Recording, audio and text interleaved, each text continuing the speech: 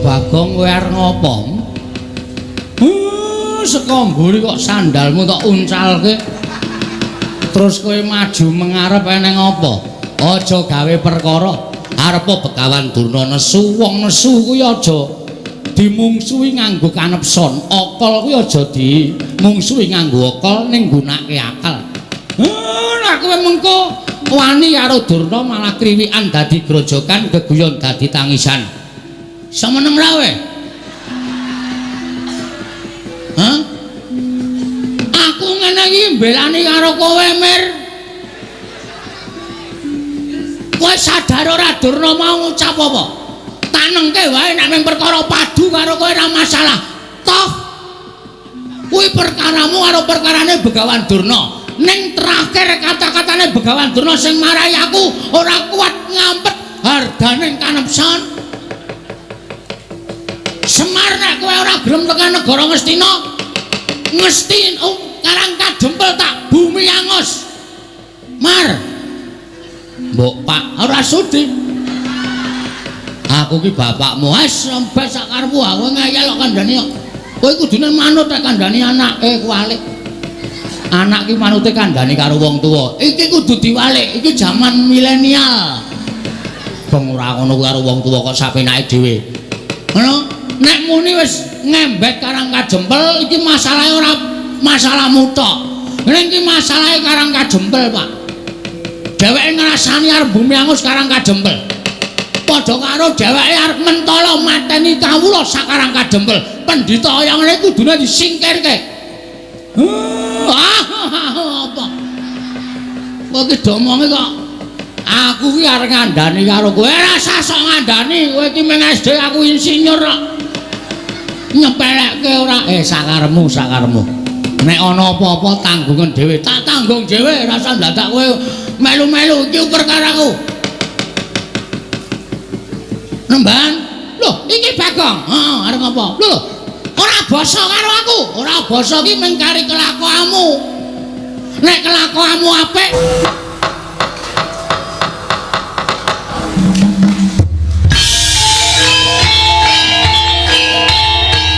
dilanjutkan pagelaran wayang kulit Semalam Suntuk oleh Ki Dalang Seno Nugroho. Selamat menyaksikan.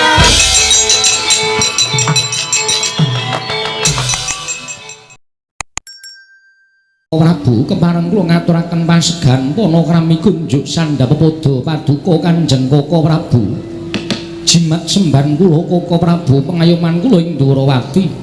Yayi, kula tampi asung pambagenipun Yayi Prabu Darma Kusuma. Akarya bombong raos sing manahipun ing neraka ing Dwarawati. Kosok wangsulipun kepareng kula ngaturaken pudyastawanipun ing neraka kunjuk ngesu paduka Yayi Prabu ing Amarta. Kula pun dicundhaka panglingga murda amawahana kabagyaning gesang kula.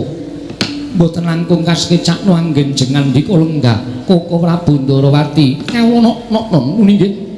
Sampun mboten kirang prayogi pisawanipun ing neraka ing Dwaraka dinten sakmangke menika wonten ing padukan Karang Kadempel Yayi Prabu Darma Kusuma. Koko Prabu Mandura kula ngaturaken karaharjan rawuh paduka Kanjeng Koko Prabu wonten ing Karang Kadempel. Titik lenggan sakmangke Koko Prabu Baladewa sesemban kula. Jagat masane ngebutur wayatur jagat pathik Indra Jala Dewa kuwi Yayi. Tansah pinawinganing kawidadan niring sambikala durga mendhak kala sirna sawanipun neraka wonten ing padukan Karang Kadempel. Handadosaken gumun raos sing manahipun ing neraka. Dene sampun sawetawis Pandhawa mapan wonten ing Karang Kadempel. Kasinggihan mekaten Koko Prabu budya pangastawanipun ing neraka kula aturi nampi Yayi. Kula pundi cundhaka panglingga murda amawahana kabagyaning gesang kula mboten langkung kasekecakno anggen jengan ndika lenggah Koko Prabu Mandura Koko Prabu sesemban kula. Kula tampi akarya bombong raos sing manahipun ingkang neraka ing Mandura Yayi.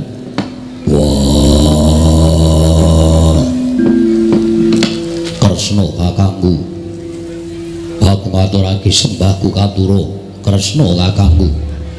Kadangipun Kakang Dimas Werkudara. Ya, aku Adi Menjadipati ngaturke sembah lawan Kresna kakangku Werkudara. Nggih. Yen piranganing para kadang-kadangku Pandhawa kabeh jangkep ngaturake sembah kelawan pun Kakang tak tampa kanthi lega legawaning penggaling pun Kakang luwe-luwe. Yayi Prabu Darma Kusuma ngaturake sembah kelawan Kadang Mindorowati tak tampa kanthi lega legawaning penggaling pun Kakang. Nanging aja lara atimu ya Dimas. Lamun Werkudara ngaturake sembah kelawan Kresna paripaksa aku ora bisa nampa. Kresna kakangku. Werkudara piye? Apa pancen aku nandhang kalumputan? Apa pancen aku nandhang kleru? Yen to pancen aku luput, yen to pancen aku kleru, kleruku ngapan nggo endi, luputku nggo napa? Aku saguh nampa pidanane. Kena apa kowe ora gelem nampa sembahe Werkudara? Kresna kakangku. Werkudara, piye? Sak jagat iki wis padha priksa, ora ana ingkang wajib sira sembah kejabamu Sang Ruci Bathara, ya Sang Dewa Ruci. Aja ka jamak lumrahing titah sawantah. Nadyan dewa mudhun ana ing jagat wae tak kira ora bakal wani nampa sembahe Werkudara. Mula lah kok kadengaren temen sira siadi ngaturke sembah kelawan pun Kakang. Mengko gek-gek aku nampa sembahing siadi ana apa kelawan pun Kakang Indrawati. Mula tinimbangane mengko aku kesandung kesrimpet laku ning Nata Ndrawati sembahmu ora tak tampa ning gandeng genepi marang tata krama pun Kakang minangka tinemu werja siadi taruna pangestu ning pun Kakang tampanana. Ora sudi. Ora sudi piye? Kowe ora seguh nampa sembahe Werkudara. Wong tuwa sing ora nampa sembahe bocah enom mengestanana ora bakal dayani apa-apa pangestumu. Mula gandeng ora nampa sembahe Werkudara, aku ya ora sudi nampa pangestumu. Ngono Dimas yo. Mula ora usah dadak ngaku ngaturke sembah lan ora usah dadak ngaturke pangestu. Wiwit dina iki Kresna anu Werkudara yen ketemu ora usah ngaturke sembah lan kowe ora usah ngaturke pangestu lawan aku. Werkudara, nggih, aja lara atimu, ya wis saiki ngene wae. Tinimbangane iki mengko dadi gegeran antaraning siadi kelawan pun Kakang kanthi rasa kepeksa, kanthi rasa tida-tida penggalih pun Kakang, sembahmu tak tampa, pangestuku tampanana. Wenehna kono kapan-kapan tak jumbuke. Kosek pangestu kok kapan-kapan dijumbuke piye? Kowe nampani sembahe Werkudara ora kok tampa, lemu nampa kanthi rasa kepeksa, mula pangestumu tak tampa ya apik ora ya ora apa-apa. Wis Kresna, ora usah dadakaken gunem. Iki mengko lamah kriwikan dadi grojokan geguyut dadi tangisan. Ming perkara kaya ngono iku dadak kok gawe perkara. Tampanan sembahe Werkudara. Werkudara, nggih. Ya to, tak tampa sembahe siadi kanthi lega legawaning penggaling pun Kakang, pangestuning pun Kakang tampanana. Yo tak gegem dadiake jimat. Lah rak ngono to. Ming perkara ngaturke pangestu karo nampa sembahe kok dadak dipercaya tekan ndi-ndi. Monggo kowe ngerti watake Werkudara. Yen wis kagol-kogel kagelan atine, dheweke kuwi nambuhi wae ora gelem. Inggih Koko Prabu menika kala wau namung kira gegojekan. Antawisipun kula nglangkadang kula pun Werkudara. Boleh kakangku. Aku ngaturke sembahku katura. Boleh kakangku. Aku ngaturke sembahku katura. Boleh kakangku. Wah, boleh ora semaur. Koko Prabu, nggih. Panjenengan ugi mboten paring pangandikan Werkudara sampun ngaturaken sembah panjang tak jarak. Lho. Sababipun menapa? Lho, kowe ngerti dhewe to. Bule iki cirining pun Kakang. Mongko jenenge Nata Mandura Prabu Baladewa, asmaning Nata Mandura Prabu Baladewa kuwi pirang-pirang. Balapinta, Wasi Jaladara, Anamka Krasana, kuwi jenengku kabeh. Mongko bule kuwi cirining pun Kakang, kuwi sirikaning pun Kakang. Mbok yo ngaturke sembah ki nggo jeneng Baladewa apa waning pita rak penak to? Kok bula-bule. Werkudara, nggih. Mbok yo aja marahi to, Yai. Bule kuwi sirikaning Koko Prabu Mandura. Kowe ngaturke sembah nganggo nyebut Baladewa rak ya iso to. Aja nganggo bule.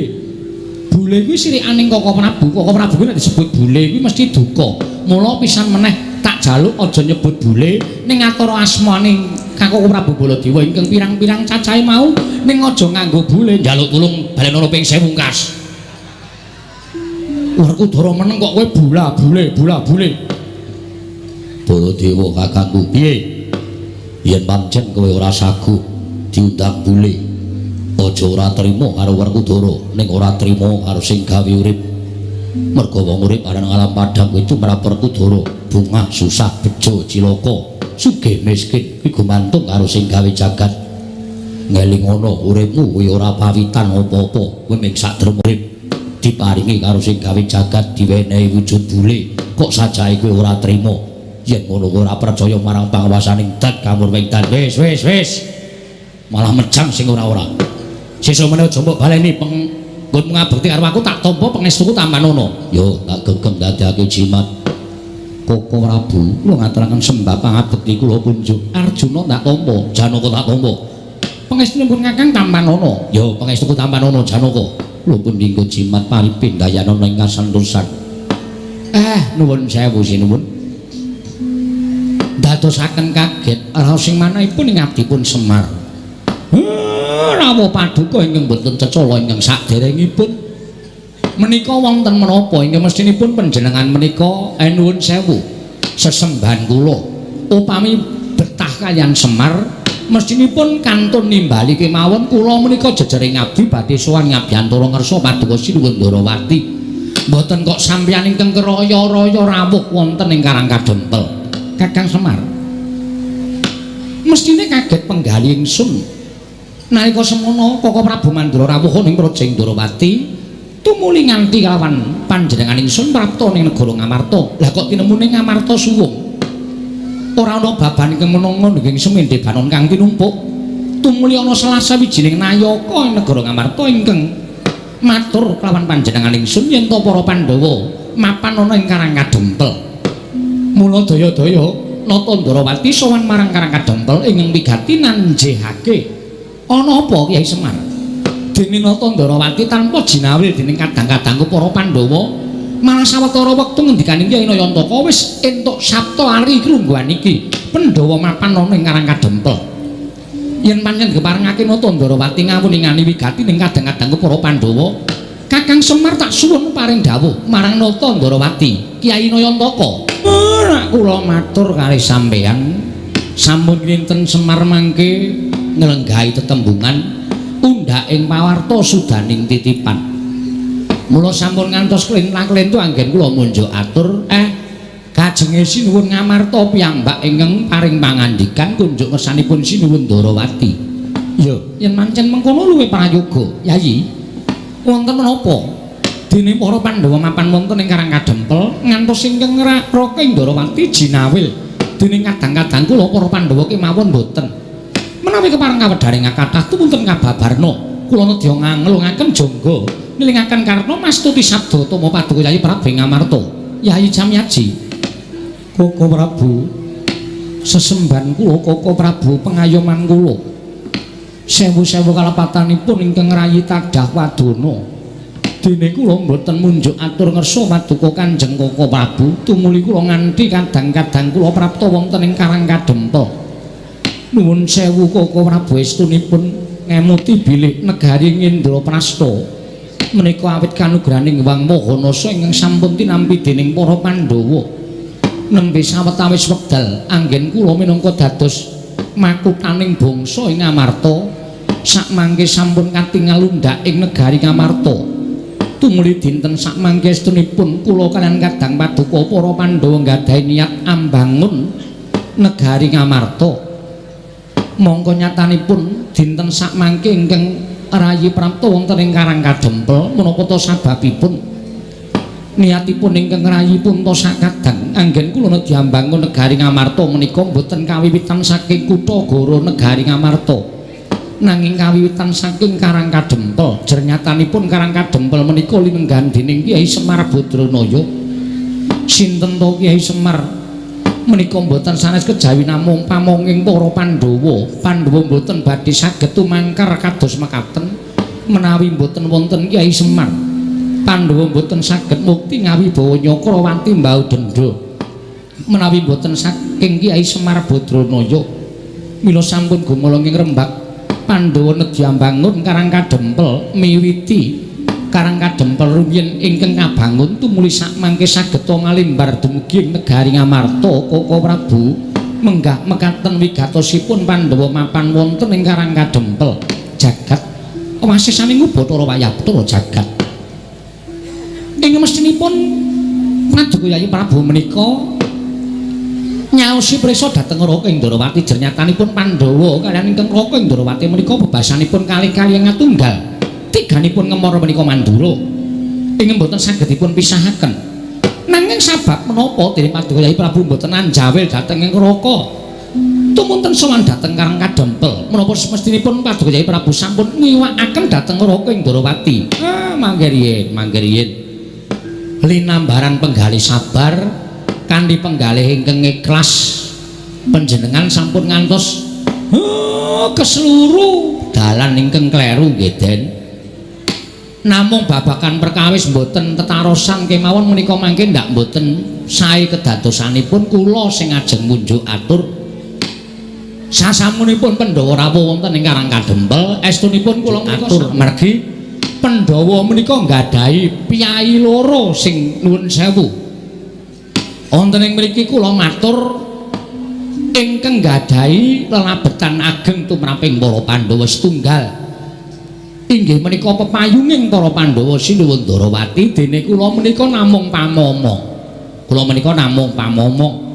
mestinipun Sinuwun Kunta kedahipun tetarosan langkung rumiyin kaliyan Sinuwun Kresna ngibaratipun Pandhawa menika kreta lan jaranipun kusiripun Nata Ndarawati menika mangke ndak boten prayogi menika sampun wungsal wangsul kula aturaken ning wangune Pandhawa ngantos dinten menika dereng atur rembak ingkang sampun aturaken dhateng Paduka Sinuwun Ndarawati iya pancen durung matur marang panjenengan ingsun Kyai Semar nggih mula kula matur sing sabar sing ikhlas nuwun sewu mboten niatipun Pandhawa menika nyupekaken dhateng Sinuwun Kresna babar pisan mboten niat Pandhawa menika badhe supe dhateng lelabetanipun Sinuwun Ndarawati menika mboten pancen mangke menawi sampun saged rinantam wewangunan wonten ing Karang Kadempel tumuli badhe munjuk atur ngersanipun Sinuwun Kresna sabab Pandhawa mboten kepengin ngrepotaken dhateng Sinuwun Ndarawati merga Sinuwun Ndarawati menika dipunanggep kadang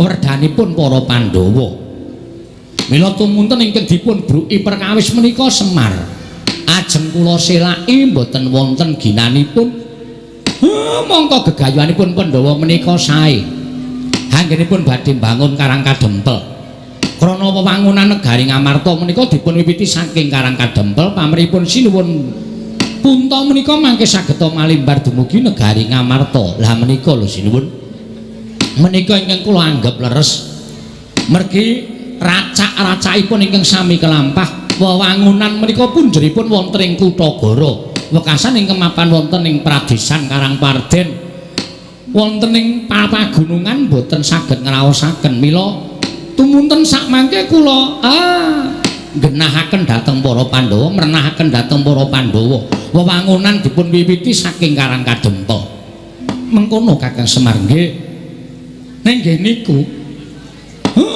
dereke mawon kula menika ngrantam rancangan-rancangan ing ajeng kula aturaken Sinuwun Prabu Punta babak angrayoni jujulan usuli wau dalu niku kula ngimpi ingkang kababar kawursita madyaning pasumpenan nalika semanten boten sangkan paran boten wonten asalipun saking pundi dumadakan Karang Kadempel ketekan banjir bandhang mongko banjir kala wau ngendangaken ndara-ndara kula Pandhawa ngantos bingung kenganglangan manah kula kudu kepripun sareng kula nglilir saking tilem kula sumpenan jebul werdine ngimpen ingkang kababar kawursita menika kala wau boten sanes kejawi namung nek Pandhawa nggayuh kanugrahan mongko kanugrahan karo pacoban menika adakane tekane sok bareng mung titah menika ingkang nampi pacoban menika saged ngrampungi pacoban menawi menapa boten nek iso tegese kanugrahane bakal cemepak ning yen ora nggih sampun pacobane teka mongko ora kuat nampa pacoban wekasan kanugrahane nggih bakal loncat niki sasmita sing kula tampa malah sak mangke kepasang Yogya kantuju nginu Ndara Kresna Ndara Baladewa rawuh wonten ing mriki tuwuh kekuatan lahir batin kula upami mangke wonten pacoban ingkang tumanduk dhateng kadang utawi pepundhen kula para Pandhawa sak mangke mboten Semar piyambak ingkang kudu ngulir budi ngasah pikir duwe ngasah kadewasan ngrampungi pacoban ning sesarengan tembayatan kalih sinuwun tresna supaya aja nganti napa sing dijangka dening para Pandhawa menika mangke nampi pacobaning Wang Mahanasa. Upami nampa pacoban ya kudu bisa ngrampungi pacoban kala wau kanthi tuntas supaya kanugrahane enggal tinampa dening para Pandhawa. Sembah pangabekti kula kunjuk Penemban. Oh tak tampa kowe ngaturke sembah karo Begawan Durna ora let pangestuning Begawan Durna tampanana ya Semar. Kula pundi nggo jimat pariping dayana ing kasantosan. Bapa Penemban kula ngaturaken sembah pangabekti kula kunjuk Bapa Penemban. Lho, menika anak Prabu Darma Kusuma. Inggih Bapa Penemban. Kok malah lenggah wonten ing Karang Kadempel, Nger? Sampun sawetawis anggen kula sowan wonten ing Karang Kadempel tuwi dhateng Kyai Semar Badranaya. Oh, syukur. Tegesipun para Pandhawa menika mboten nyupekaken dhateng lelabatanipun Semar Badranaya.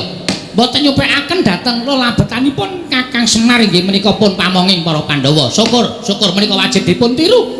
Menika wajib dipun contoh. Kula ngaturaken sembah Bapa Penemban. Oh nggih kula tampi. Dawah sami-sami Nger. Anak Prabu Darma Kusuma. Nuwun sewu Penemban.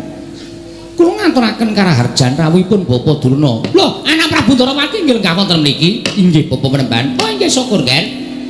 Pinayunganing kawidatane ring sambi kula sowanipun ing Bapa.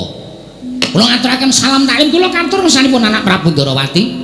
Kula pundi nggo jimat paripin dayana ing kasantosan. Sinten ing kepareng nderekaken Penemban. Oh, kula ijen kemawon kok Nger, piyambak kemawon. Dipun sekecaken lenggahipun. Oh inggih sampun boten kirang prayogi. Bapa Durna katuran karaharjan. Lho, menika manah anak Prabu Baladewa ugi lenggah wonten ing mriki. Nderekaken Yayi Prabu Darawati, Bapa Penemban. Oh, syukur Nger, syukur. Katuran karaharjan rawuhipun. Wilujeng nering sambikala. Sowan kula wonten ing Karang Kadempel. Salam lalim kula katur nggih Nger, anak Prabu Mandura. Sampun kula tampi Bapa Penemban Durna. Dipun sekecaken lenggahipun. Oh inggih sampun boten kirang prayogi.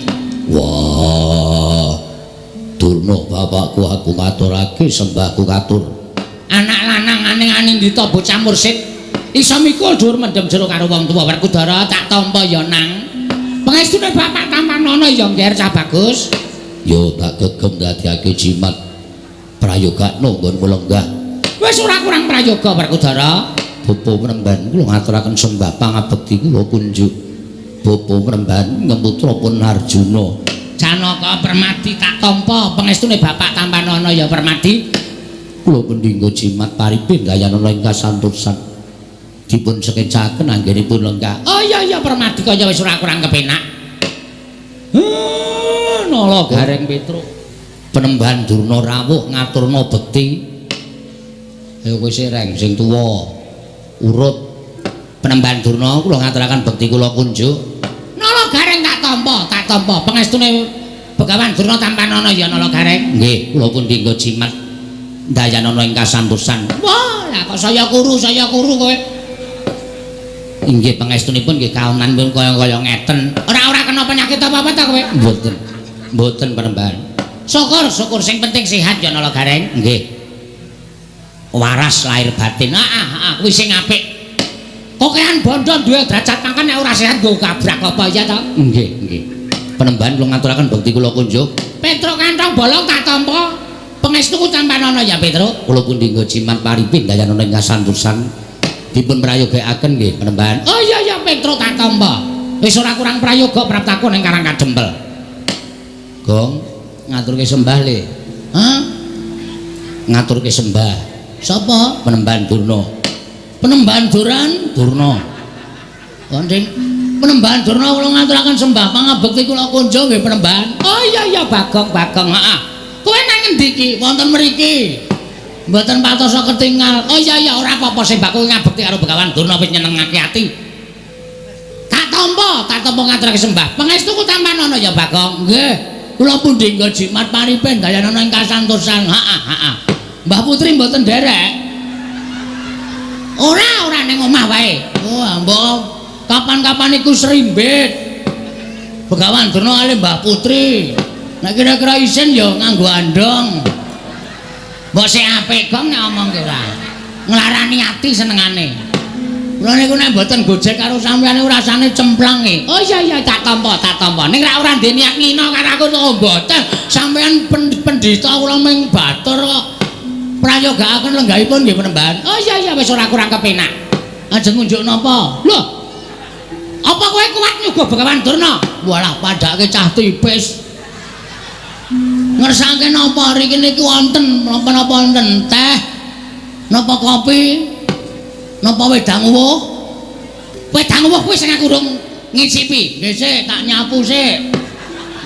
Lho, kok dadak nyapu nglumpukke uwuh sik.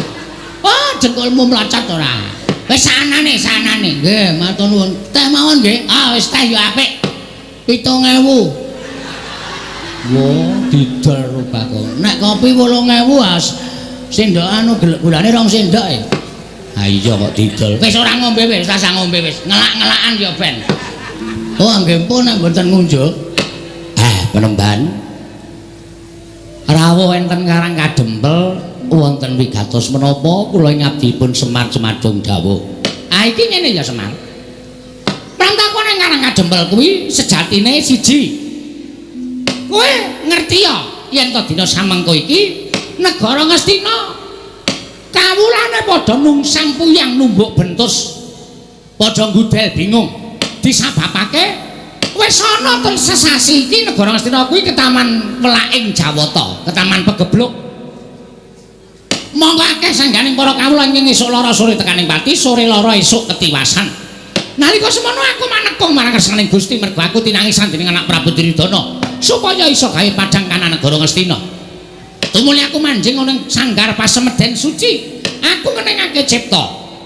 Ora gantaran wektu ana dewa ingkang paring sasmita karo Begawan Durna. Negara Ngastina bisa waluya nirmala temajati jati tumamulya. Yen to ora ketang mung telung kedheping paningal, kudu ditunggoni dening Semar Badranaya. Mula prataku ning Karang Kadempel iki Semar minangka pengawake Nalendra Ngastina, minangka utusane Nalendra Ngastina, aku iki pengen mboyong karo kowe. Tulungana wong Ngastina, ngelingana. Yen to wong Ngastina kuwi nyanggahi minangka dadi Nalendra negara Ngastina kuwi anak Prabu Duryudana, ning kowe kudu ngerti yen Ngastina kuwi rak darbeking para Pandhawa. Anak Prabu Duryudana kuwi men dapur Ratu Akil. Nggih. Ning nganti Ngastina kuwi iki mengko geger, Ngastina iki mengko rusak. Apa kowe ora melu ngrasake kelangan? Mula wektu dina iki, dina samengko aku diutus dening anak Prabu Duryudana supaya mboyong marang kowe lan wanti-wanti welingi anak Prabu Duryudana, Bapak Durna, Kakang Semar supados saged boten saged rawuh wonten ing Karang Kadempel. Upamiya Kakang Semar menika nyuwun liru menapa kemawon kedah dipun cekapi lan saged dipun udaneni tegesipun dipun paringaken dening Semar Badranaya. Lah iki kalodhanganmu Semar, kalodhangan tumrap kowe saya sugih, kowe saya duwe derajat pangkat, kowe saya kedunungan bondo donya. Liripun kok ngoten pangandika sampeyan. Lho, mesti nek ngono. Nek kowe gelem tak boyong ning negara Ngastina, kowe butuh apa-apa mesti ana sing nyukupi anak Prabu Duryudana. Monggo tak sawang Semar. Kowe wiwit suwita marang para Pandhawa, wiwit kowe ngabdi marang para Pandhawa tekan seprene iki kok omahmu blas ora ana undakane babar blas. Pendapamu ya wis ming kaya ngene iki, wondene bali wismamu ya wis ming kaya ngono kuwi. Tur kowe kuwi uripe ketok nggone katon sengsara banget. Mula dina iki ayo padha benake uripmu sarana kowe rawuh ning negara Ngastina. Kowe dadi srana berating Sukerta sing tumanduk ning negara Ngastina, tur kowe uga bakal entuk brana picis derajat pangkat. Ngendikane anak Prabu Duryudana, Bapak Durna, Semar nyuwun pangkat napa? Badhe kula paringaken. Mula kowe men tekan Ngastina mengko ora mung dadi abdi, upama kowe pengen dadi tumenggung, mesti bakal diwenehi pangkat. Lho apa ora glelek? Kowe sowan ning negara Ngastina, mengko dirasake sik 3 dina, 4 dina, 5 dina. Nek jenak, nek kepenak nggon urip ning negara Ngastina, ora usah wedi karo anak-anakku Pandhawa. Anak-anakku Pandhawa mesti padha manut karo Begawan Durna. Omahmu iki dimbrukke. Omahmu iki dimbrukke. Kaya ngene iki nang Ngastina wis ora kanggo tak kandhani. Kaya ngene iki nang Ngastina menggo kayu bakar. Nggih. Dimbrukke terus mengko kowe tak yasake omah ning negara Ngastina. Nek perlu sak anak-anakmu. Sak anak-anakmu tak yasake kabeh. Mengko digawe perumahan Panakawan. Sing pinggir dalan gedhe kuwi tak yasake omahmu, kowe njaluk tingkat pira bakal tak turuti. Mengko sing tengah tak gaweke omahe Gareng. Mengko sing nomor 3 tak gaweke omahe Petruk, ya apik-apik kabeh. Mengko sing kari dhewe tak yasake kandang kirek. Gong, arep diasake kandang kirek kowe. Asik. Lho. Kok malah asik to? Aku ora ngerti po, selama iki aku kan turu ro kirek. Oh, malah seneng to. Heeh, wis ora apa-apa. Aku dadi wong dikorbanke iki ora masalah kok, Tru. Dadi anak Semar dadi kari dhewe ya ming rekoso. Saiki arep dadi perumahan ya ming diasake kandang kirek, ora masalah, ora masalah. Kowe matur karo aku, Semar. Gage, kowe njaluk apa? Njaluk Brana Picis? Pirang miliar, pirang triliun dibayar kenceng anak Prabu dhewe. Seprapat jagat bandane ora bakal kelong nek mbayar karo kowe. Apa kowe njaluk diasake kereta kencana sing ditarik kuda cacahe 8. Mengko bakal diasake. Waton kowe gelem menyang negara Ngastina ora kitamu sedhela. Mergo iki dadi kewajibaning Begawan Durna. Nggonku wis dipercaya dening anak Prabu Duryudana supaya mboyong marang kowe. Wektu dina iki kowe manuta. Ayo tak boyong ning negara Ngastina. Mengko yen ora betah, kowe bali ora apa-apa. Bali ora apa-apa. Sing wigati wis rawuh ning negara Ngastina. Ning dene kowe engko betah, ya mapano ning Ngastina sateruse ora apa-apa. Njaluk pangkat apa bakal dituruti, njaluk Branda Prabaya Picis apa wae bakal dituruti. Wis cukup semono wae sing dadi aturku marang kowe Semar. Kowe meneh ana wangsulan karo Begawan Durna. Saguh apa ora? Nek saguh matur nuwun, dene ora dasarmu apa aku tak ngerti. Nggih. Jane nek digagas kanthi gagasan lair napa sing mangendikake niku sapa sing ora kegut, sapa sing ora manut karo pangendika sampeyan.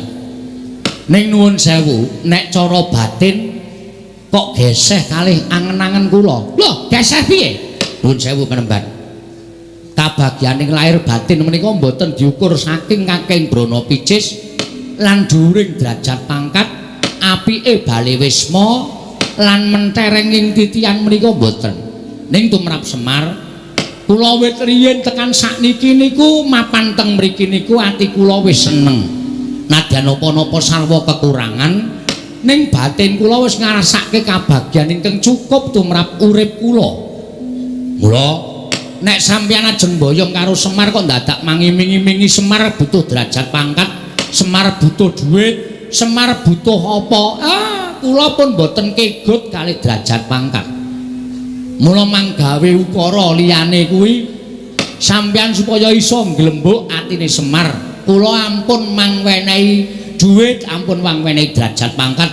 Niku dudu gegayuhan kula. Gegayuhan kula niku kabagyaning lahir batin pun niku mawon. Harpa kula teng Ngastina kebekan Brana Picis, omah kula apik, titian kula apik, ning nek batin kula ora tentrem, cepak modare.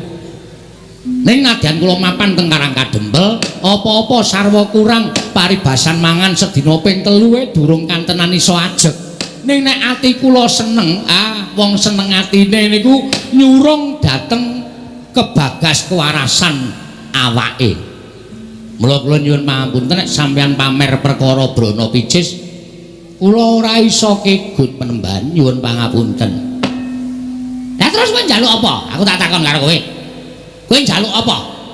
Nek kowe njaluk apa wae sakliyane derajat pangkat Brana Picis matura. Mengko aku sing matur marang anak Prabu Duryudana supaya ngleksanani apa kang dadi panjalukmu mengkono kowe iso sowan ning negara Ngastina. Nek kula matur mboten gerah penggalih. Ora. Nek kula ngomong mboten sakit penggalihe, ora arep lara. Kula gelem sowan teng Karangkadempel utawa teng negari Ngastina diboyong sinuwun Duryudana lumantar ndara Penemban Durna saguh. Wong nyatane kula niku urip mboten bedak-bedake. Ngamarta ya Ngastina, Ngastina ya Ngamarta. Sapa sing butuh karo Semar, kula mesti nderek, kula mesti manut. Ning siji waton Ngastina niku resik, Ngastina niku lemah sing becik, papan sing suci. Tegesipun nek Ngastina mriku tesih kathah priyantun-priyantun sing watake angkara budine candala. Nuwun sewu, kula wedi nek kelepetan tumindak sing elek. Kula semelang nek sifat kula dadi sifat angkara Budi Candala. Mula kula gelem teka teng pundi papan niku nek pancen papane niku wis resik saka menungsa sing tumindake angkara. Kula tak sowan teng Ngastina ning wong-wong sing dadi tuk sumbering perkara niku mangsingkirke dhisik sengking negara Ngastina. Kula gelem sowan teng negara Ngastina Penemban. Durna panalingan ala majaring ratri denenggak jangganira kapisanan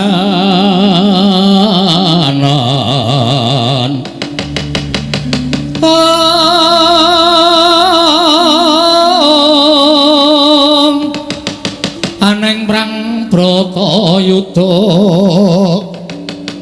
mastaka kabuncang mungging wana mastaka kabuncang mungging wana ing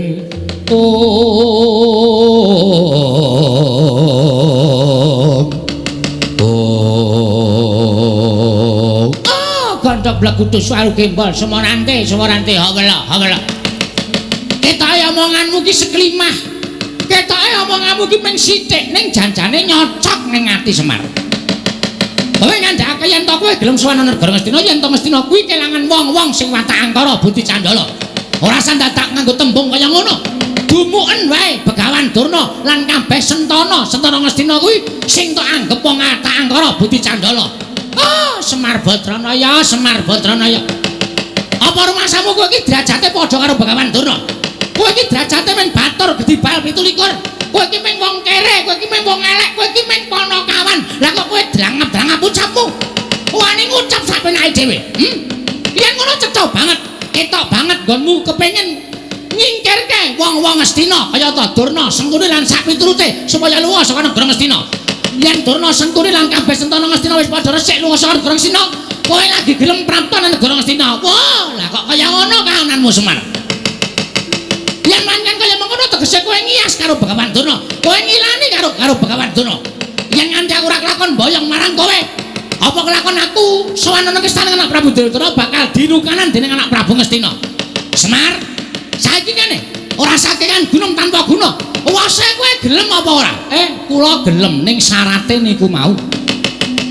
Syarate niku wau nek sampeyan iso ngudaneni kula tak sowan teng negara Ngastina. Mboten usah ngangge napa-napa. Ora usah dipethuk, ora usah dijabyang, ora usah ditandu. Kula tak mlaku saking Karangkadempel tekan negara Ngastina. Ning nggih niku wau.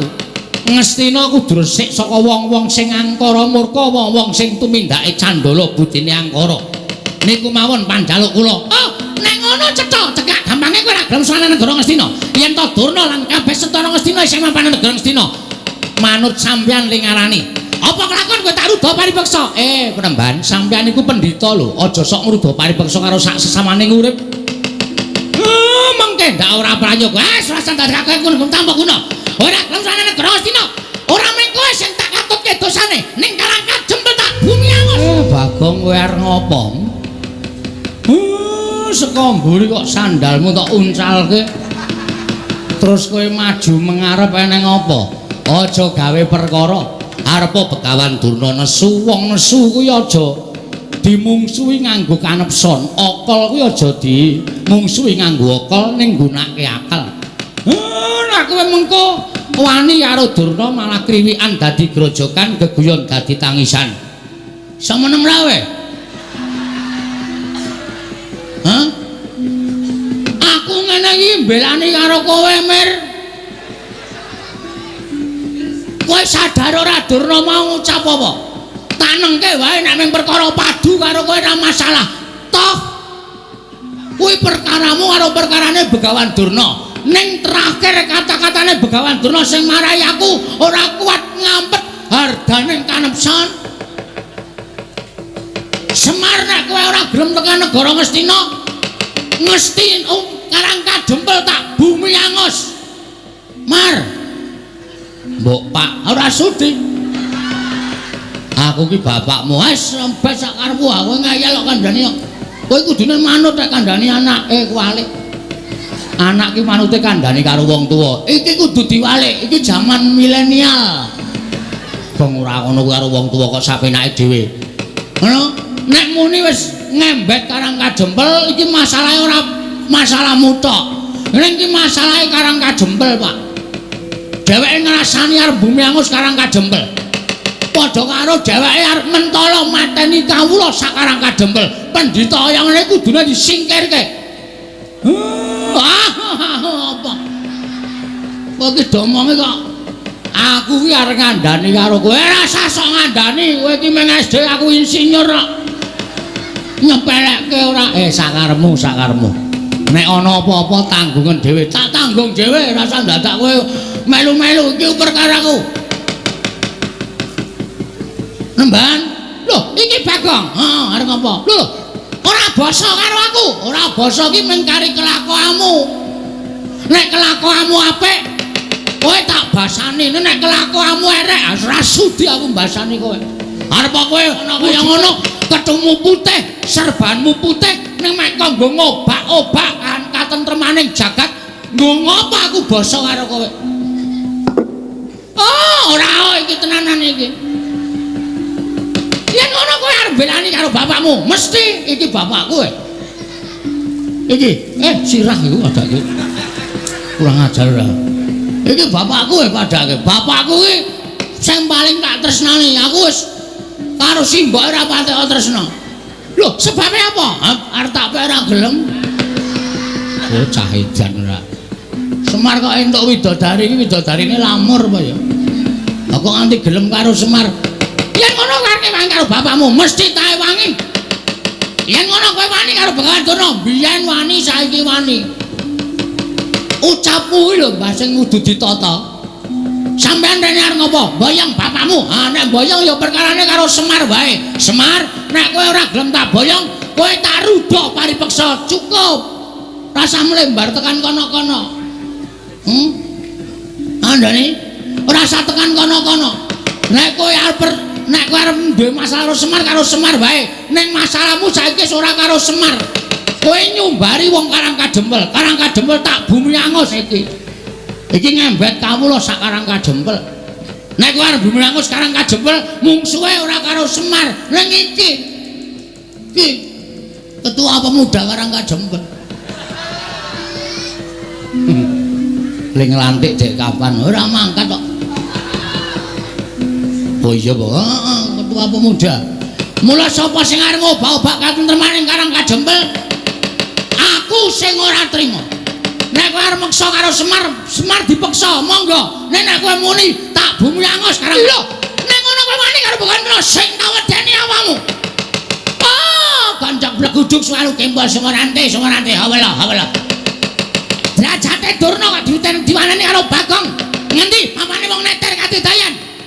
Gong, hati-hati lho, Gong. Dipikir sik, nek dadi geger sapa sing arep ngewangi karo kowe. Kowe ngapa cerewet, Truk? Iku wis arep dadi kok mendadak kowe nyelo-nyelo. Meneng ta iki wis dadi kikut bar iki terus rampung terus limbukan, ndak kesuwen. Ngendi papane wong Bantayuda? Iki. Blabar waja kentem kawan. Ayo dijajal. Durna apa Bagong sing tekaning pati? Metu njaba. Kene marganing patimu. Piye? Metu njaba kene marganing patimu.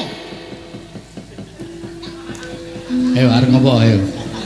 Oh, tak totok sirahmu ora. Metu njaba jelas mati. Nek metu jero kuwi jelas urip. Rumangsane ora. Wong kok kata-katane ora iso digagas lho.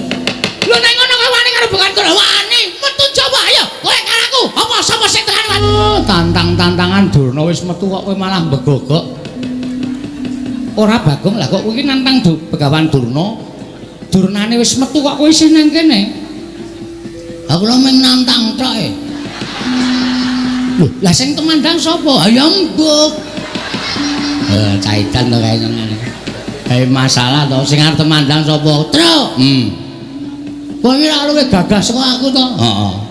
Ngapa kowe iki ora gelem temandang? Lah aku ora nantang kok. Sing nantangke aku. Sing temandang kowe. Wah, Bagong. Nun. Apa wis tok pikir kowe wani karo Durna bapakku? Wis, anumpun. Kowe ngerti Durna iki sapa? Pendhita saka lima. Dudu kuwi. Durna karo aku iki pernah apa? Murid karo guru. Aku nganggep Durna bapakku kuwi kaya apa? Kaya bapak dhewe. Ana apa kowe wani karo Durna padha karo wani karo Werkudara? Sing kebangetan iki sampean. Sampeyan kok gelem dadi anake Durna? Rupane Durna kaya ngono kok anak-anak kaya sampean baguse ra jamak-jamak. Wong semanten iki mboten percaya. Durna sing menehi banyu suci Perwitasari. Salah. Salah. Sampeyan niku jane mbiyen dijlomprongke karo Begawan Durna kon jegur segara. Jane sampeyan niku mung dikrenah patine ning mergo sampeyan niku percaya karo Durna nganti entuk banyu suci Perwitasari. Durna ora dadi jalaran sampeyan entuk banyu suci Perwitasari. Oh. Kok ngono kok Durna bapakku? Bapak saka ngendi? Kowe tak anggap bapakku. Salah sampeyan niku kleru. Sing maringi banyu suci Perwitasari niku Sang Ruci Bathara, ya Sang Dewa Ruci, dudu kok Durna. Ning Durna duduke ning tengah segara. Niku jane niate ora nduduhke banyu suci, mateni sampeyan men sampeyan ngrekoso teng tengah segara sing aja-aja patih sengkuni. Kok kowe ngerti? Aku domongi dalange kok. Ngeyel. Kula ngerti le rembugan teng jero kotak. Sampeyan ra krungu, sampeyan teng dhuwur dhewe kok. Kula teng isor jejer do teng dhenik nika. Bagong iki omong wakon jeblak cangkeme. Cangkemmu kuwi. Lho. Wah, edan iki malah dunake cangkemmu lho. Kok Prabu Bagong sadi saruwe wong piyambake niku watake kaya ngono. Ah, ning titen ana. Titene apa? Nek nganti kowe wani karo Durna bapakku, mung suwe dudu sapa-sapa ning Werkudara. Lho, aku salin bubukan piye? Aku nantangi karo Durna kok mung suwe sampeyan. Mergo kae bapakku. Kowe lah domongi ngayal. Nika niku dudu bapak sampeyan. Bapak sampeyan niku Prabu Pandu Pramuka. Pandu Dewayana. Pandu Dewayana. Pun teng swarga mrika, aja sok ganti-ganti bapak. Apa Dewi Kunti gelem jodoke Durna? Wah, cangkemmu. Mrene kecek ndasmu modar. Gong, wis Gong. Dadi masalah lho. Wong kok arep menange dhewe. Anggere kalah kata-kata kok rene gecek. Apa kuwi? Aku ya kalah nek digecek ya, Tru. Aku men cilik kono gedhe kok. Coba aku iso gedhe. Gecek genti. Wah, edan wae wis ngerti iki Bagong Edan. Bagong Edan wis suwe. Ampun jajal gedhe, Gong. Engko seyane. Anggere esuk ae gedhe dhewe aku. Oh iya. Ampun Den, niki anak kula. Tur nek kula gagas nggih Durna niku ya kleru. Sampeyan ampun belani wong kleru. Sakenake dhewe ora. Apa-apa akar diklerokke. Nek Mboyong Semar minangka dadi putra bumi Karangkadempel, lahir teng Karangkadempel. Nek ana wong ngrasani Karangkadempel tak bumi angus, sapa sing ora merkitik? Niki bumi wutah getih kowe arep dienggo macem-macem. Werkudara, apa? Tak pikir-pikir bener Bagong. Yen kowe mbelani Durna tegese kowe kleru. Arep kuwi gurumu. Ning Durna pancen luput ngene ngucapake. Nggone bakal gawe bumi angus Karangkadempel. Sapa sing ora merkitik yen to dilairake ning Karangkadempel, urip ning Karangkadempel, seger ngombe banyu Karangkadempel, arep mangan wulu wetu Karangkadempel. Kok bumi kelairane arep di bumi angus karo wong liya kuwi tegese wong sing ora merkitik atine, ora lara atine, tegese ora tresna karo bumi kelairane. Wah, rungokke kowe. Oh, apa-apa kok Durna bapakku arep tak belani. Mbok Dara Janaka wae ra ngendika apa-apa kok. Padahal Dara Janaka diparingi pusaka karo Durna pirang-pirang. Nggih to, Den? Iya. Sampeyan diparingi ali-ali ampal nggih to? Iya. Ora nesu kok kono mung entuk banyu suci Perwitasari wae. Sapa wani Durna tak idak? Kondur arep gleleng. Mbok didak jajal. Aku didak Semar nesu ya, Pak ya. Mbok. Lho.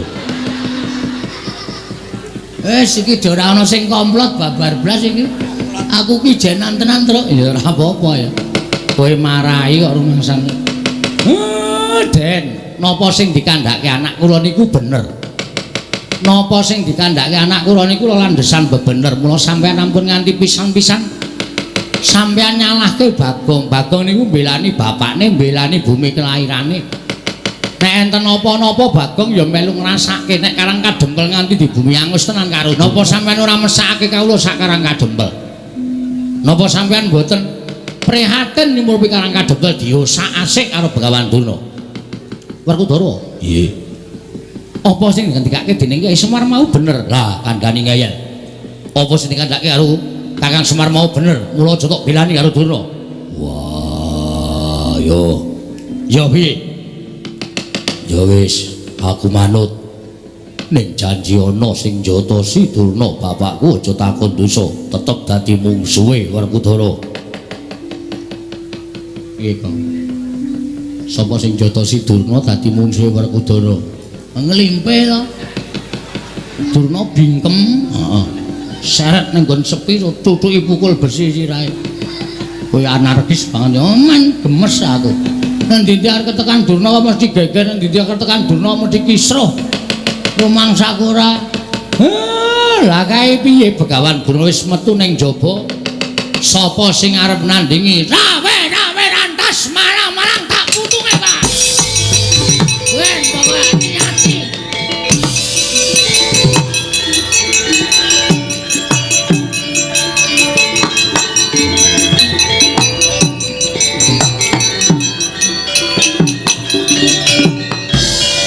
Pancen cah katok tenan. Ora wedi karo sapa-sapa. Nek wis duwe niat mbelani karo bumi kelairane kok ora nyawang mungsuhe sapa kok nekate ra jamak-jamak. Ya mung gumunku kuwi nala garing karo Petruk sing luwih sentosa luwih tuwa kok ora duwe pikiran sing kaya ngono. Nyang, ndak seneni. Petruk ki sing gedhe dhuwur ya ora duwe pikiran mbelani Karang Kadempel. Kat. Ayo, Nun. Aja Jatasi Durna. Nek ra lali. Wah, caedan ora. Werkudara ki kok padu kok musuh Panakawan. Demen kewirangan. Yayaji menawi ngaten samangke menapa sampun dipun aturaken Kyai Nayantaka sampun ndara dasih. Tegesipun kados pundi Koko Prabu?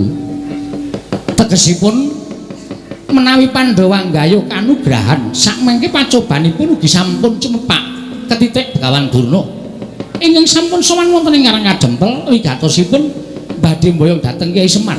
Monggo menawi Kyai Semar Garistina tan purunga menawa paduka supe dhateng watak wantu ning Kurawa ingkang namung badhe damel geger kawontenan negari utawi kawontenanipun Kyai Semar Badranaya. Inggih Koko Prabu menawi ngatur lajeng paringipun Werkudara. Nggih. Nadyan kowe ora tumandang ning tak jaluk Yayi. Ewang-ewang ana Panakawan ya. Wah, apa aku kudu mungsuh Durna bapakku? Ora perkara kuwi. Ning anak-anakmu kabeh dawana supaya nrenggalangi balane Durna, mbuh Kurawa, mbuh sapa sing bakal tekan Karang Kadempel. Yo, estoke dawuh. Mangsa Baranga, aku mengkari manut karo Kresna kakangku. Lah, rak ngono malah kepenak lho. Wis kowe rasa tumandang, kowe lenggah. Wis tuwa. Nyawang anak-anakmu sing padha ngrewangi marang Karang Kadempel. Yo, Baladewa aku mengkari manut. Sinuwun gandeng sakmangke menika sampun kula anggep cekap rembagan mangke saged dipun sambet malih kula tak rembagan catur netra Sinuwun Prabu Darmakusuma, sinuwun Kresna, sinuwun Baladewa, Ndara Werkudara, Ndara Janaka kula suwun ampun negake Karang Kadempel nggih, Pun. Iya, Kakang Semar mengko aku bakal njogo Karang Kadempel. Yo, Semar aja kuwatir. Aku yang bakal mulatake marang Karang Kadempel. Yo, Semar. Aku yang bakal njogo Karang Kadempel. Kakang Semar aku yang bakal gawe tentreming Karang Kadempel. Gandeng sampun paripurna, prilanana kula tak mlebet wonten ing griya. Kawula sak padukan badhe kula bibaraken sakmangke menawi rubeda ing tumanduk wonten Karang Kadempel menika sampun sirna. Tumunten badhe kula wiwiti ambangun Karang Kadempel minggahipun negari Ngamarta. Ingkang putra ngerahipun Setyaki kula Cemadung dawuh Koko Prabu. Oh, ingkang putra pun Gatotkaca Cemadung dawuh. Wanadyan putra pun Antarja Cemadung dawuh. Pakde ana dawuh apa? Bapak eneng dawuh apa kok ngawe sanggane para putra-putra kabeh? Setyaki wonten timbalan ingkang dawuh. Gatotkaca wonten timbalan. Antarja wonten timbalan ingkang dawuh. Antasena piye Pakde?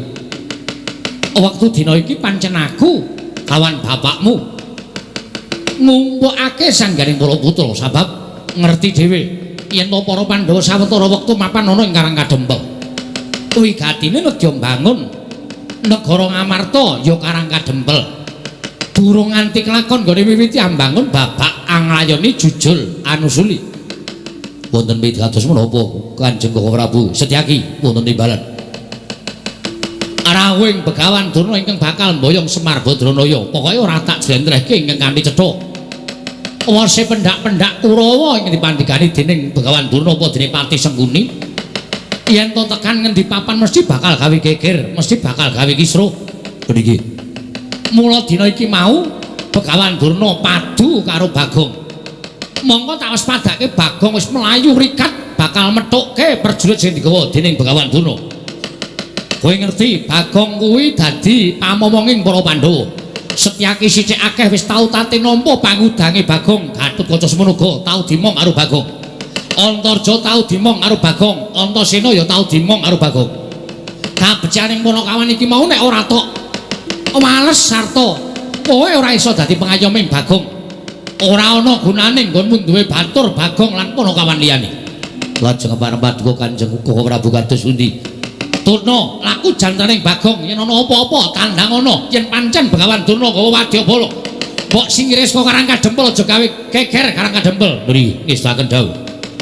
Lajeng pangkatipun ingkang rayipun Setyaki bencang menapa mriki po pangkatipun ingkang putra Pringgotani bencang menapa pangkatipun ingkang putra Jangkar Bumi bencang menapa ora ketang sambung ngobol cara lintang mangkat dina iki. Mriki ngestaken dawuh. Aku mangkat dina iki ya Pakde. Ya Antasena sing ati-ati Sumarante. Hawala.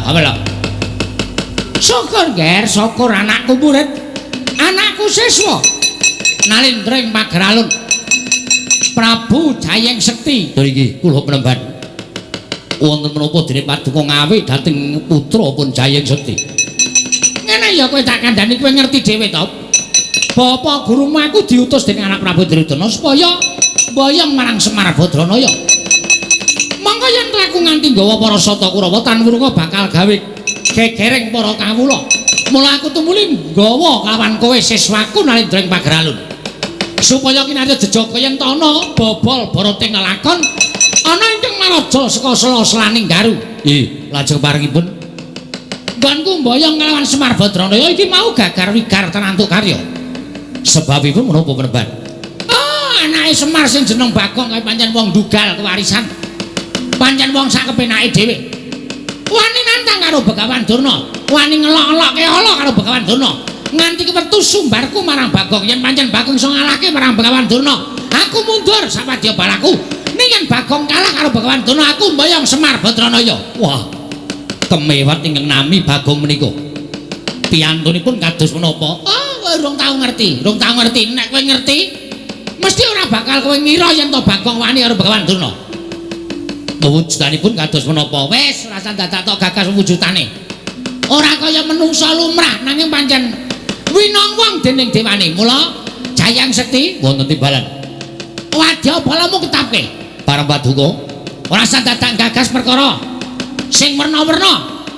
Wong Karang Kadempel sapa sing ngepalangi nggonku bakal mboyong marang Semar. Sirnekno yen perlu Karang Kadempel di bumi angus.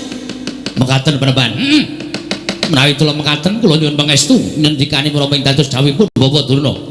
Yen kowe iso gawe srana Semar boyong marang negara Ngastina, oh, njaluk ngelmu apa aku tak paringi Jayang Sekti. Njaluk ngelmu apa kowe tak paringi ora usah dadak kowe kuwatir, mesti biuk petutuk kabeh tak sokke marang kowe. Matur sembah nuwun tanpa pepindhan. Menawi mekaten kirana dinten sak mangke kula benajeng kalian tiyang-tiyang Karang Kadempel. Ning sing ati-ati merga iki mau wong-wong Amarta wis mapan ning Karang Kadempel. Klebu Nata Ndarawati lan Nata Amarta uga wis mapan ning Karang Kadempel. Mula sing prayitna ngati-ati. Aja gegabah karo wong Karang Kadempel, janji kalah. Oh, aja takon dosa aku ra sudi nampa murid karo kowe. Nyuwun pangestu. Sing ati-ati aja kaya bocah cilik. Asal. Kaget aku. Awan-awan tak kira ning demit jedul.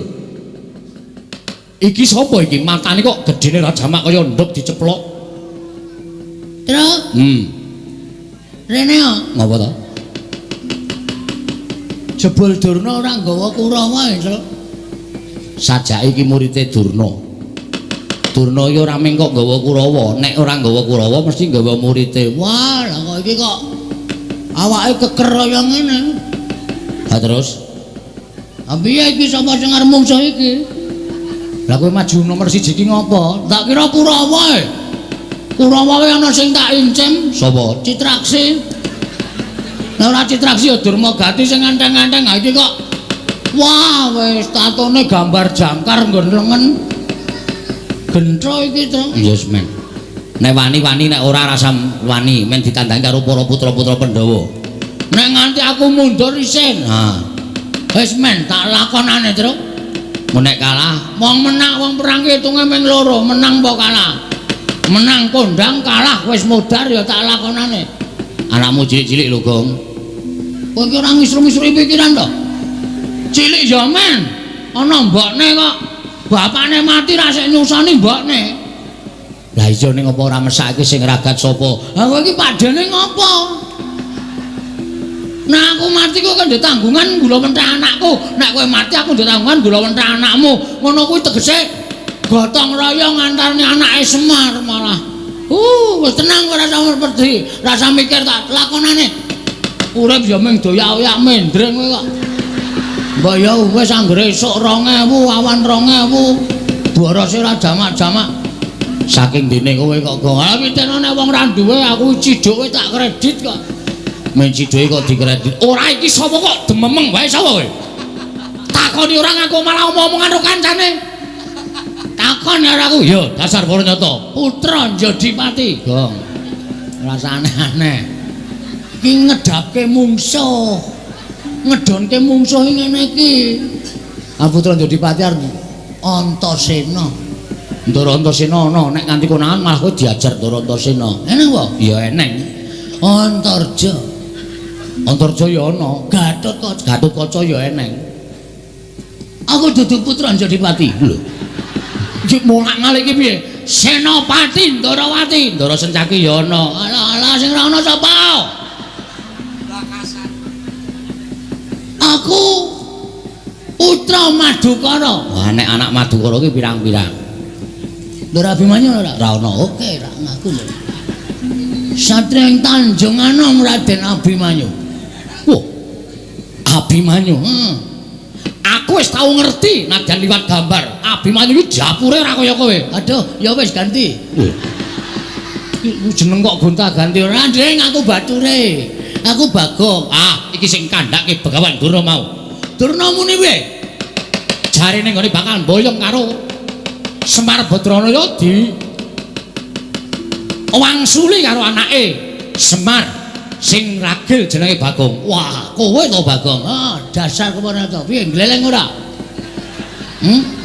Iki Bagong. Sing mburi sapa? Iki kakangku, Petruk. Kakangku menah cilik jenenge Gareng. Telu kuwi ra iso disangga entheng. Kowe sapa? Aku keseting Sang Prabu Jayeng Sekti saka ing Pagralun. Lho, Jayeng Sekti iki sapa meneh, Truk? Mbok. Mesti sesuane Durna kuwi. Heeh, mestine. Kowe anu anak buah Jayeng Sekti. Yo, dasar Purnyata. Jenengmu sapa? Sumbang Surajigja. Wah, cah pelit lho.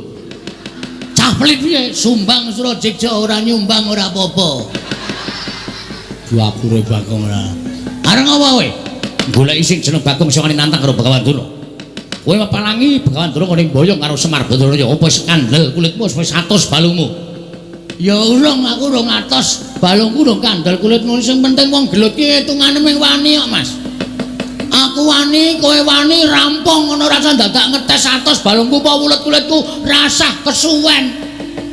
Kowe wani aku wani. Lho, kowe wani karo aku sing tak wedeni apamu? Minggir lho. Ya. Mundak kedupak aku. Oh ya. Wis aku wis pencak medeni lho. Wani, sing tak wedeni apamu? Ora minggat suara aku. Kramasi epek-epek. Sik, aku esuk mau wis kramas. Lho, tegese kramasi epek-epek iki? Tak kramasi sirahmu nganggo gateng sirahmu. Weh lah, penyakit ke Sumbang Surajiksa. Ora ngerti kridane Bagong. Belum tahu apa kridane Bagong. Aku ki anak Semar. Semar ki sapa? Semar ki dewa Ngejawantah. Kae Sang Hyang Ismanta. Ismaya, ha? Ismaya. Ismanta apa Ismaya? Ismaya.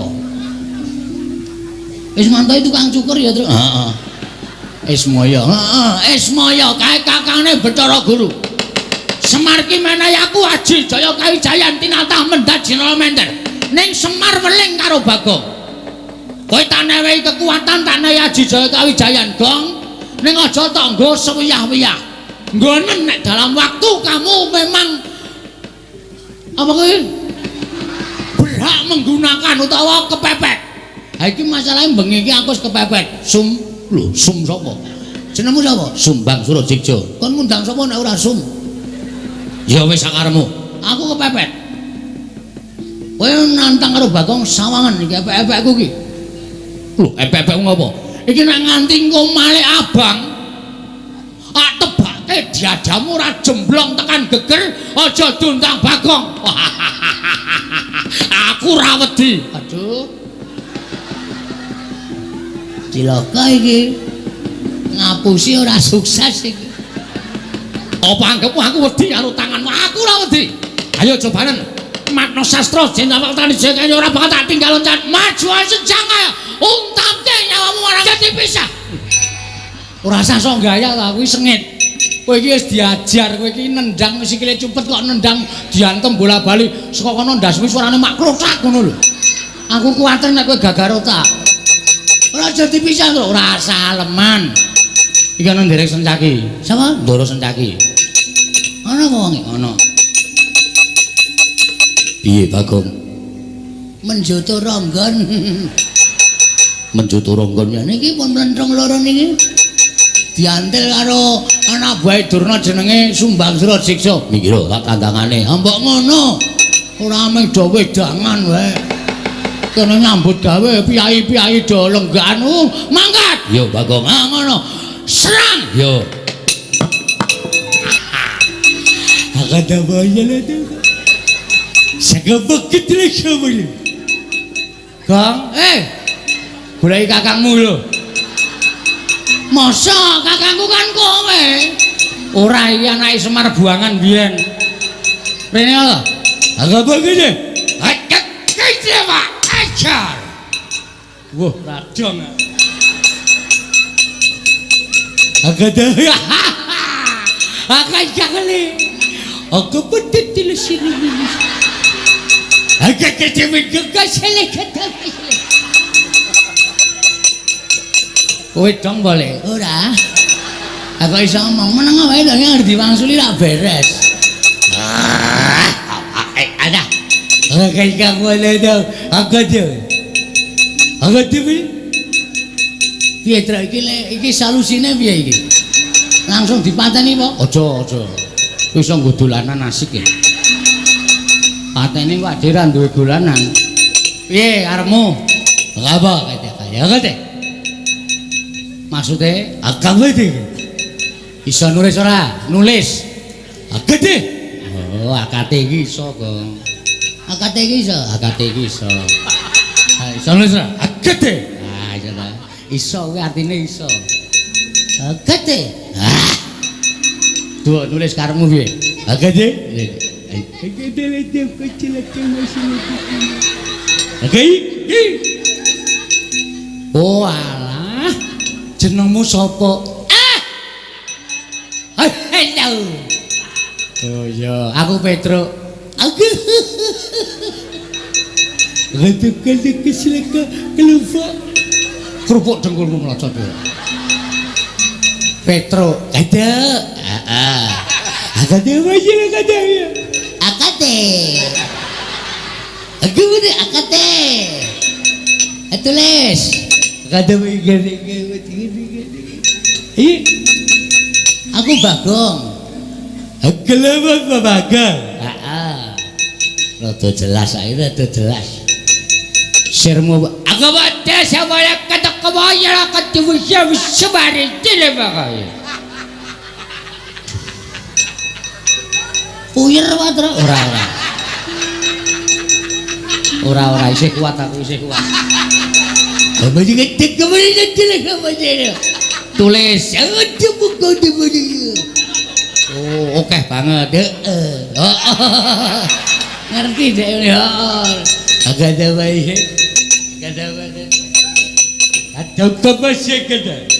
Agak ada baik kita wah kita kemana? Mangka ngono dadi nggo dolanan. Saake ya kok. Heeh. Wah, pesone apik iki, Truk. Heeh. Aja dijukuk kuwi nggone wong mati kuwalat. Wong mati ki ora krasa apa-apa kok kuwalat. Jukuk sok nggo mblek wedhus. Ha iya. Baja putih. Heeh. Jarike bathik, Truk. Aja to, Gong, iki ora malingan ngono lho. Ora apa-apa wong mati ki ora krasa kok. Copot jarike. Iya. Waduh klambine iki iso nggo jaket nek turu tuh. Ayo wis.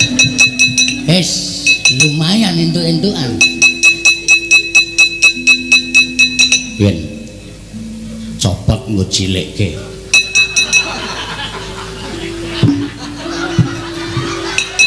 Lumayan mereke GT Men.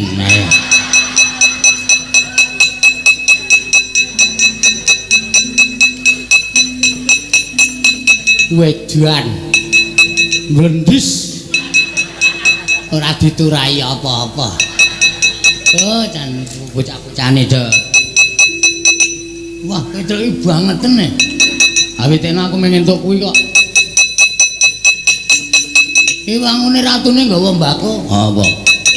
Kuwi butah kuwi. Oh. Tak jukuke wae Truk dilinting gah. Kena disumet cepete ra jamak-jamak. Brongo cangkemmu mesti. Ayo sapa sing arep ganggu?